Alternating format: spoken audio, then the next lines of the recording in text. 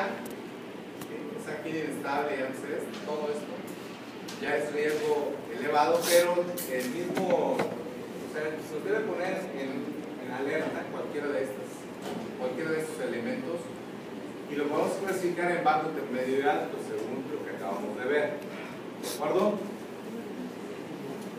Bueno, hay una escala de riesgo que es la más usada, que se llama escala de riesgo de TIMI, y que establece que la edad de 65 años, más de 3 factores de riesgo, ¿cuáles son los factores de riesgo estos que ya vimos y que no los vamos a seguir mencionando aquí?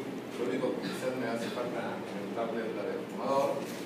Si ya tiene una estenosis previa de más del 50% en sus arterias coronarias, se hizo un infarto, se hizo una angioplastía, que generalmente hay que tratar nada más la arteria responsable del infarto, y pudo haber tenido otras arterias que tuvieran incluso críticas o mayores del 50%, pero que no es conveniente tratarlos en ese momento. Así se habla, así se dice, porque si ya tenemos en un territorio un infarto y tratamos otra arteria en otra región, por ejemplo, tenemos un infarto inferior y tratamos un anterior, a veces se puede complicar el anterior y en lugar de tener un infarto, tiene dos, el paciente calas, tiene escalas. Entonces es mejor tratar la lesión responsable y dejar en un segundo tiempo el resto de las lesiones, ¿no? Hacemos hoy, estamos de marzo hoy. Hacemos hoy 11 de marzo un paciente con un infarto de la región inferior y tiene lesiones en la descendente anterior, por ejemplo, pues lo dejamos para el mes entrante, ¿no? También hay que comer el mes entrante. Pero son los cánones, así es como se debe tratar, porque el riesgo aumenta si tratamos más de arterias, ¿no? Además, hacer notar que cuando está el infarto tiene un estado trombótico de los pacientes, por lo tanto tratar otras lesiones puede ser perjudicial. Entonces también la desviación del segmento ST en el electrocardiograma, que hubiese tenido 2 episodios previos de angina en las últimas 24 horas. Si el paciente ya usaba aspirina o lo usaba en los 7 días previos, se habla de una resistencia al ácido acetilsalicílico, y esto también es un punto para la escala de TIMI, que ahorita verán cómo está el asunto, y la elevación de las enzimas cardíacas. Vean ustedes, los factores de riesgo, conforme vamos sumando lo que acabamos de ver, vamos incrementando el número de factores de riesgo, y vean ustedes tener 6 o 7 factores: muerte, infarto y revascularización, hasta el 40% de posibilidades de morir, de tener un infarto nuevo o de realizar alguna revascularización. De tal manera que el TIMI risk o la escala de TIMI, de riesgo de TIMI, es muy importante y tenemos que tenerla en mente cuando ingresamos a un paciente a la unidad de cuidados coronarios. ¿De acuerdo? Diabetes. La diabetes, se lo repito, la diabetes es importante para tener en mente. ¿Por qué? Porque aquí está lo que les enseñaba el otro día, ¿sí? La diabetes está aquí. Un diabético que no se ha infartado, 20% de probabilidades de muerte. Un no diabético que sí se ha infartado tiene 18%, o sea, no es diferencia significativa. Por lo tanto, a través de esto se consideró que fuera un equivalente de enfermedad cardiovascular por este concepto. Ahora, si es diabético y ha tenido un infarto, ven ustedes las posibilidades, casi es un volado. ¿De acuerdo? Entonces, por eso la diabetes es muy importante, ¿no? Y luego hablamos de la desviación del segmento ST, que también es importante.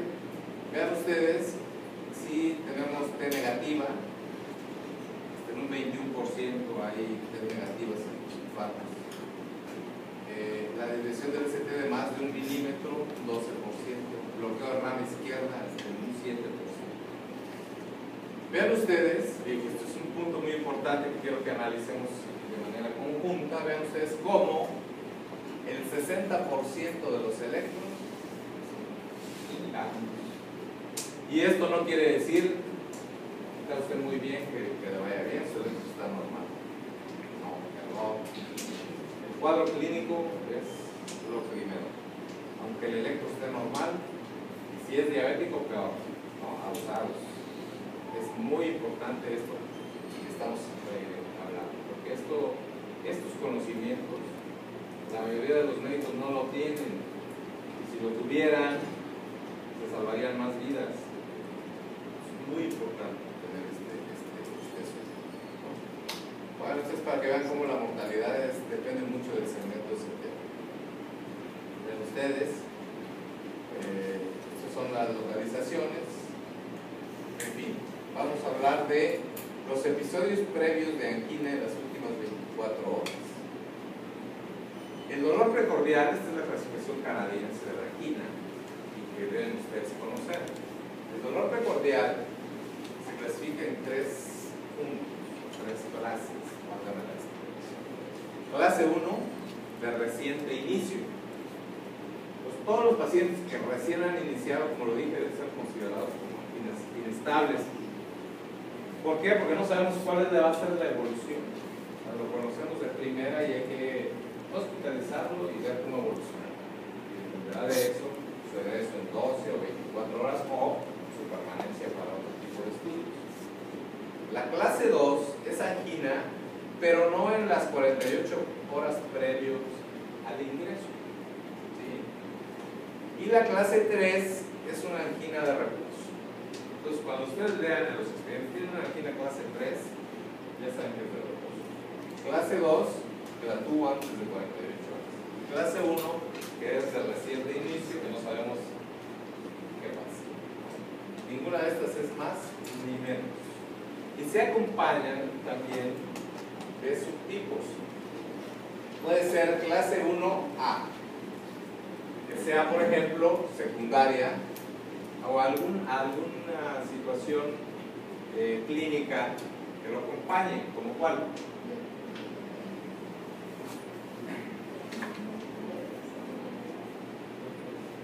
Algo que pueda producir angina.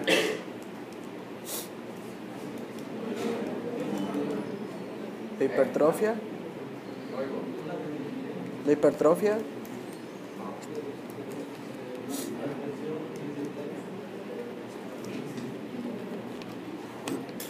No. ¿Algún elemento que no tendría que ver con el corazón?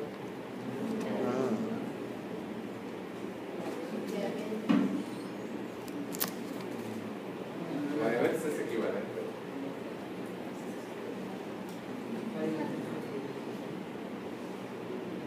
Puede ser falla renal.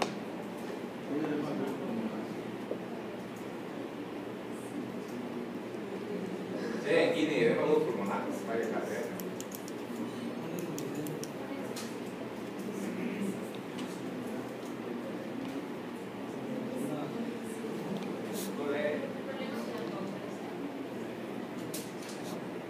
Puede ser anemia, puede ser tirotoxicosis, un hipertiroidismo que incremente el metabolismo. Son elementos muy importantes que pueden ser secundarios. ¿Sí? Puede ser 3A, ¿sí? Reposo, pero que está acompañado de algún otro elemento que esté condicionado en una angina, ¿no? O como una emergencia o una urgencia hipertensiva. No tiene una emergencia hipertensiva, crisis en general para probar datos que pudiera tener aquí, que se llama angina hemodinámica, ¿no? También la B es primaria, quiere decir que está originada por obstrucción de las arterias coronarias. Y la C es post-infarto. ¿De acuerdo? Entonces el dolor es muy importante. ¿Por qué? Porque de eso depende la mortalidad también. Vean ustedes la importancia del dolor en reposo. Si no hay dolor en reposo, las posibilidades de muerte de ese individuo son menores a que si la hay en reposo. Entonces, 50% de posibilidades de muerte en un año. Entonces, el dolor es muy importante clasificar. Finalmente, el uso de aspirina, ya lo habíamos dicho, es porque puede haber resistencia a la aspirina, pero esto no me interesa que se lo aprendan, solo que sepan que puede haber resistencia se infarten o tengan quimio inestable o entonces la elevación del ST por aún tomando aspirina, pues habla de que hay cierta resistencia a esto. Y finalmente la elevación de las enzimas cardíacas.